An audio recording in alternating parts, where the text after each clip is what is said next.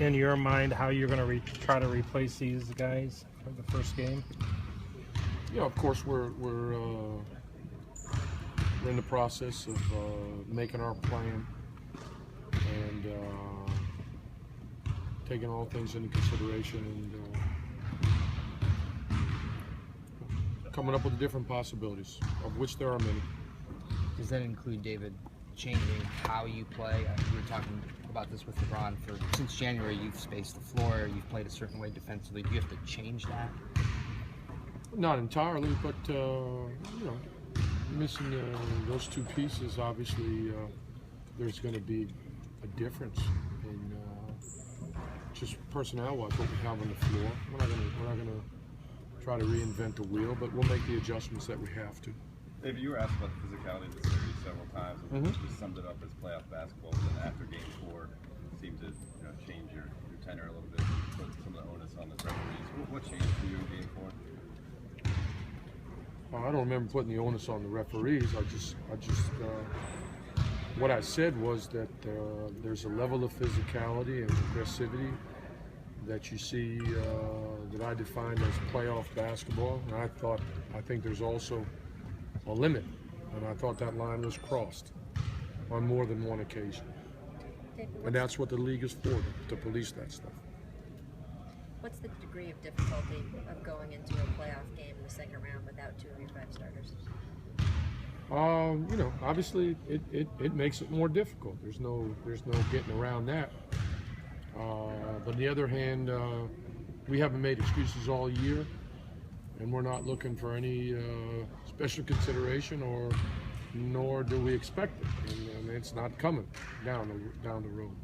We got to get ourselves ready to play playoff basketball and to win playoff games, and that's where our whole mentality is right now.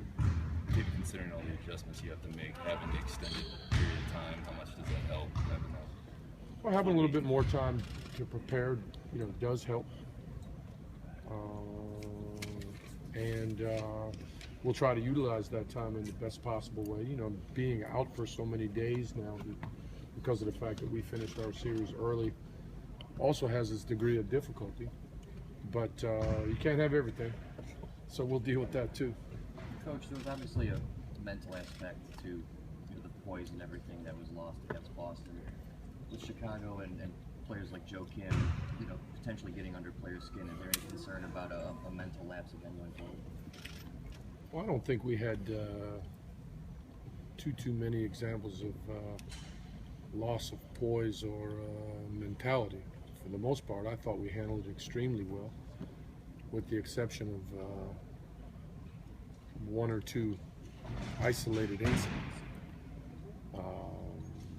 We're going to be fine going forward, regardless of who we face.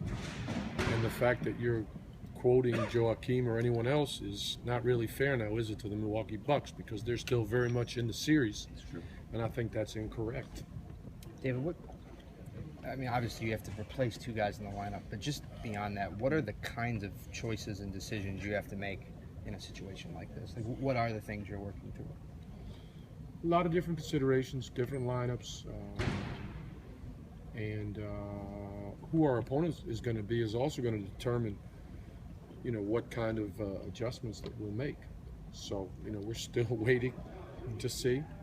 That's become a very interesting and competitive series, and we're going to have to let that play out. And in the meantime, work on the things that are specific only to us. Until we know who we're going to play. Did you get a sense of a different kind of resolve today in practice? Our guys have been locked in for quite some time now. I think everyone recognizes that we all have to pick it up. The next man up mentality is prevalent in our work and in our feeling. We're hurting for what happened to Kev, on a team level, on a personal level, but not